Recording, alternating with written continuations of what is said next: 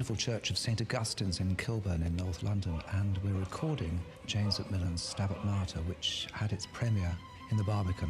This is a momentous occasion for us because, quite frankly, we believe this to be a masterpiece.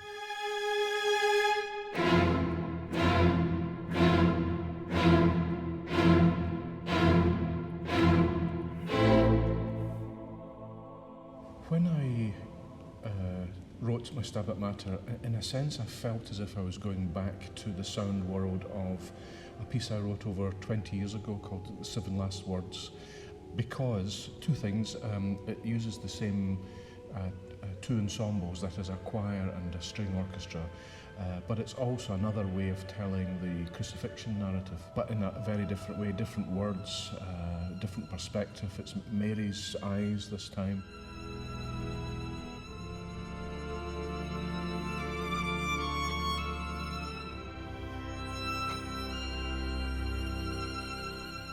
It's a combination of two different worlds in a way.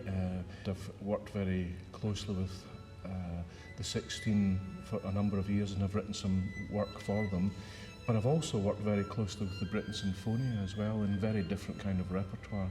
So when the two worlds come together, as they do in this world, it's a meeting of, well, it's a marriage made in heaven as far as I'm concerned.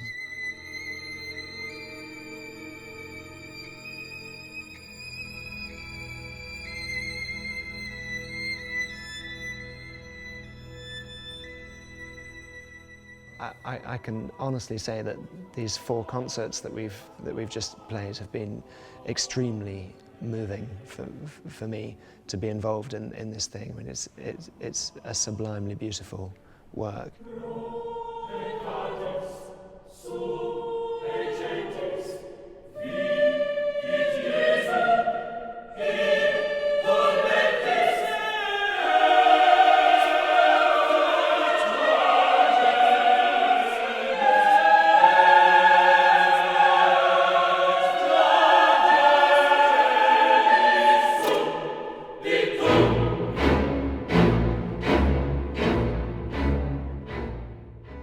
The dedicatee of this work is John Studzinksi, who's a great supporter of the arts and charity generally. We've had a long association with the Genesis Foundation for just over 10 years now. John Studzinski has been amazing for us, not only commissioning new works, but also making possible the Genesis 16. A few years ago, I got a call from John. He'd been away in Salzburg. He'd listened to a performance of Rossini's Stabat Mater. It hadn't done it for him, and asked me to do a bit of research. John said to me, you know, there must be a new one. And I said, well, there's only one person who can possibly write this, and this is James MacMillan. And his conversations with all of us, I think, in the early days pointed to the universal nature of this text. It's a story which resonates, first of all, with all mothers, especially all mothers who've lost a child. So the world premiere at the Barbican was a really, really special moment. It's not often you get to premiere a work of this scale. Although we do sing new music fairly regularly, this was a really special one-off, and not something that any of us are going to forget in a hurry.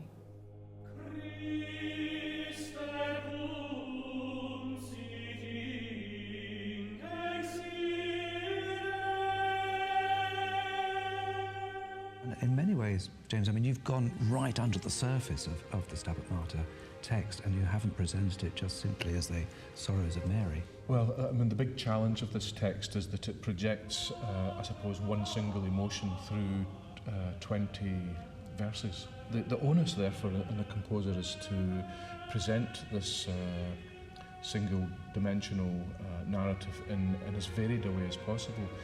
And so a composer has to dig deep, has to dig below the surface of the text. And the sorrow, you've often given the sort of sorrowful moments to the laments to the solo instrumentalists. We have amazing solos for the first violin, the viola and cello.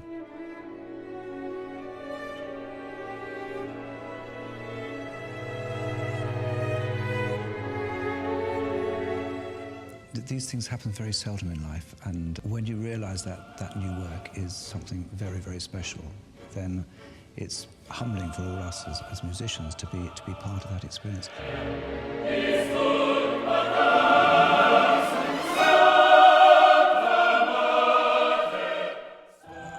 I can't say anything more, but you know, this is a masterpiece, and it will live on for many, many years.